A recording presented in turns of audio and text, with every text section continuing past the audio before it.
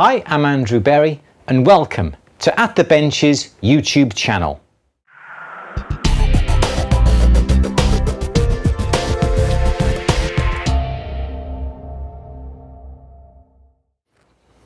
I was excited to see the postman this morning. He turned up with a small little parcel from the Netherlands, and I knew for that absolute moment that that was a brand new ingot mould from a gentleman by the name of Hans Meevis. Hans very kindly sent me this brand new ingot mould, and I think this type of ingot mould that Hans has developed is one of the best type of ingot moulds out there if you want to produce square, long ingots that then you go on then to use the roller mill to roll out into rectangular section, square section, and so forth, and going on to wire. The reason why I like this, it's not big heavy cast iron like the normal sort of rectangular ingot molds that you can buy, but the advantage with this, it's made out of mild steel, and the advantage with this, it has various guides, it has various markings on it, so you know how big the ingots are going to be. Whereas in the normal type of ingot mold, which I shall show you now, there we go, this rectangular ingot mold here, if you pour the metal into this mold, the metal spreads out. You can put a little dam, you can put a little bit of damp tissue paper to stop the flow of the metal. And whilst this is absolutely brilliant, and I must have had this for about 25, 28 years, I feel that this is now going to become obsolete for me. This has lost the handle. There should be a handle on this.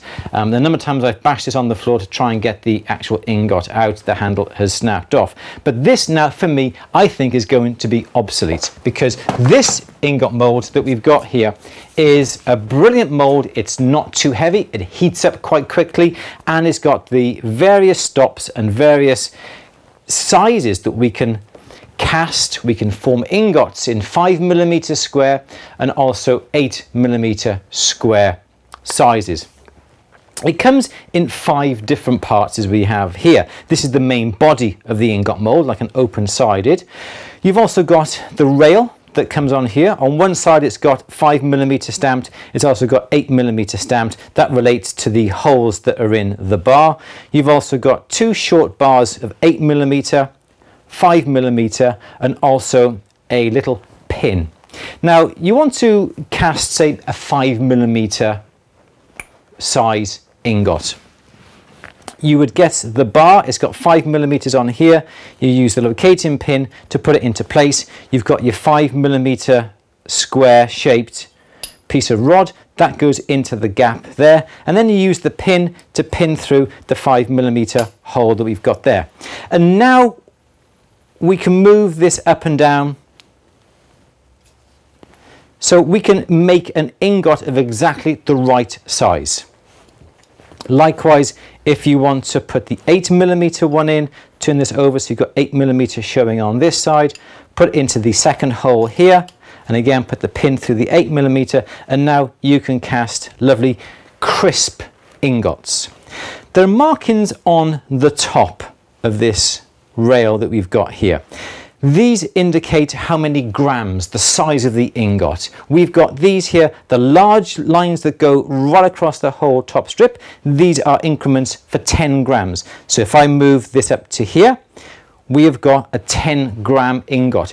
The weights are based upon silver. If you want to work out what weight this is going to be in gold, you'd have to use your tables, conversion tables, to work that out. So we've got 10, we've got 20, 30, 40, 50, and so forth down the line. If you want to put the 5mm and you want to cast some smaller ingots, perhaps your rolling mill doesn't quite go to that particular size, for instance, and you want to produce a slightly smaller ingot, the 5mm, you put the 5mm piece of rod in, put the pin and locate it there, and now you would locate the stopper that we got in the side here to the smaller marks. Now these locate here, that would be 10 grams. Move it up to the next slightly smaller mark that goes halfway across the rod. That's 20, that's 30, and so forth. So you can be sure that you know that your ingot is going to be the right size, the right thickness, and also the right length. And it's also a good idea that when you do come to pour an ingot, that it is pretty much square before you put it into your rolling mill. If it isn't square and it's more of a rectangular shape, it's going to deform the metal and you're going to have a harder job rolling it out in your rolling mill. Anyway, enough said. Let me show you how all this works. We're going to cast only a small little ingot, perhaps a 10-gram ingot of, say, the 5mm size. So get our long bar, we put that in where it says 5, put that into the smaller hole there, put our rod into place. We shall move that up to the 10 grams.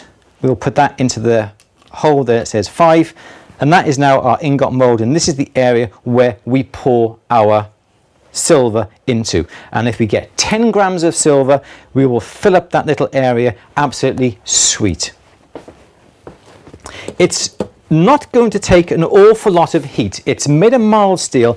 It doesn't have the thickness and the depth that the other ingot mold. And of course, when you're heating up your silver or your gold, it is important that the ingot mold is also hot, because if you pour hot molten metal into a cold ingot mold, the sudden shock will cause the metal to fly up into the air, and it's very, very dangerous. So by having a light ingot mold that isn't too heavy, it will heat up a lot quicker, and you can get cast in and make these ingots really, really quickly. So we've got 10 grams, it comes at 10.6 grams of silver that we're going to use. It's nice and clean. This is some scrap that we have we've actually bought in. Ingot mold ready. Crucible, a little 2-inch crucible, it's already been prepared. We're going to put our silver in that. We're going to put the ingot mold behind the crucible, so as we heat up the crucible, the excess heat then will go along and warm up the ingot mold at the same time as we heat this up. We've got some borax powder by the side of us as well. We're going to sprinkle that onto the silver, and I'm going to show you really how lovely the ingot is when it is poured out.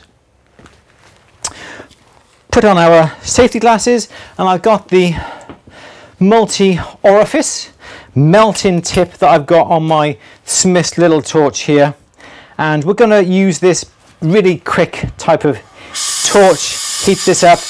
Don't let the flame be too hot. What I'd advise you to do also is to get some 3-in-1 oil that we put on the ingot molds initially, and also every few times we melt down, because it helps the ingot to be released. When you put the oil in the ingot mold, you burn the oil off, and what is left is a carbon residue, which really makes the ingot a beautiful shiny colour, and it helps it to be released from the ingot mold as well. This is heated up really, really quickly. I'm actually just going to pay some attention and just warm up this ingot mold as well. We're going to warm up this mold, and of course it is important to keep the mold nice and warm, so the hot metal goes into not necessarily a red hot mold, but into a mold that is nice and hot, just so the metal doesn't have a shock when it enters the mold. It doesn't cool down too quickly.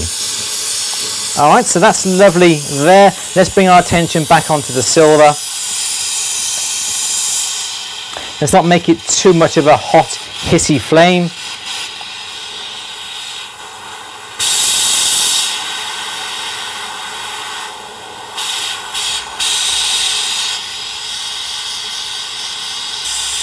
And when the silver, or perhaps you may be doing this with gold, when you think it's ready to pour, it's nicely rolling around the crucible.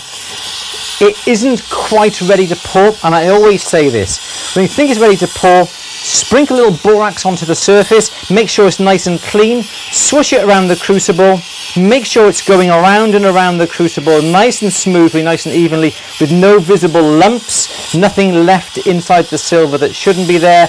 Give it another 10, 15, 20 seconds just to raise that temperature a little bit more, and then we're ready to pour it out into our ingot mold. We like to pour it at an angle this way. as opposed to pouring it directly along the ingot mould. And you need to keep the flame onto the crucible all the time, so when the metal is being poured into the ingot mould, it's actually being poured through the flame.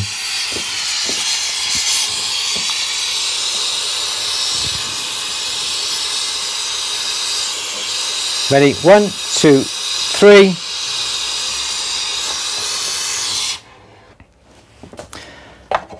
And if you can see that, you can see what a gorgeous, even sized ingot that is. You can see it's smoking. That is because of the oil, but you can see what a lovely, perfect ingot that looks. And if it looks good on the top, we can move down the guide and we can lift it out. And you can see on the reverse what a beautiful, beautiful shape mould. The edges are nice and crisp and clean. The bottom is lovely and smooth. The sides are absolutely beautiful.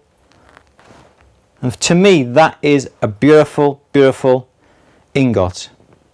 Nice and even, exactly the size that we wanted.